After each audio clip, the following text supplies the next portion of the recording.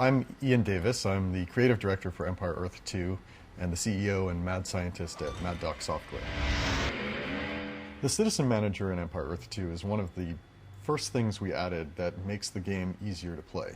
What it does is it lets you look at all of your citizens and what resources they're harvesting. With a simple right click, you can remove somebody from harvesting one type of resource, and with a left click, you can add them onto the other. What this does is it keeps 100% of the strategy that you always had, but it makes it much, much easier to manage big civilizations. In most real-time strategy games, by the time you reach the end of the game, it's impossible to manage your economy with the same sort of attention you can early in the game.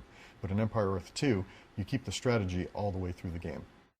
We initially put the picture-in-picture in as just something where you could see another part of the field of play.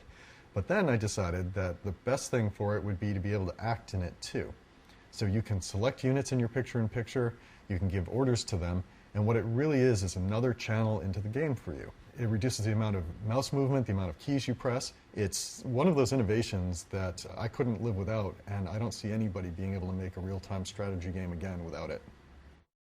We have added so much depth to the gameplay in Empire Earth 2 that even with the ways we've made the user interface more streamlined, made it much easier to get into the game, there's an awful lot of depth of play that can continue to grow, and it's much more about your strategy now than simply about the user interface constraints.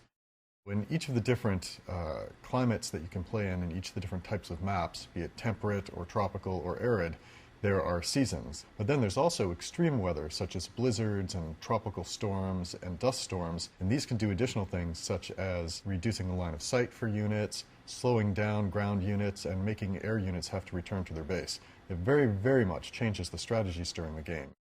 We've added a mode called Sole Survivor mode to Empire Earth 2, where it's just a simple rule addition. Only one person can win, which means if you've allied with some people temporarily, as soon as everybody else has gone from the map, your alliance is broken up and you have to fight it out amongst yourselves. This lets us do a lot of new things with diplomacy. The first thing is you can make alliances for a set period of time. You can also limit the line of sight. You can also restrict what sort of rights of passage the allies have over your territory. By doing these things and having the ability to trade territories, trade units, we've created a much deeper diplomacy system, and one that gets a real beating in the multiplayer and skirmish games. What we've done with Empire Earth 2 is we've created an AI that doesn't cheat. It plays the game fair and square by the same rules you play by. I've used my last 10 years of working on real-time strategy games and my degree in artificial intelligence to help architect an AI that doesn't cheat and plays the game hard. You'll find that the AI gives you repeated challenges and infinite replayability. Rated T for Teen.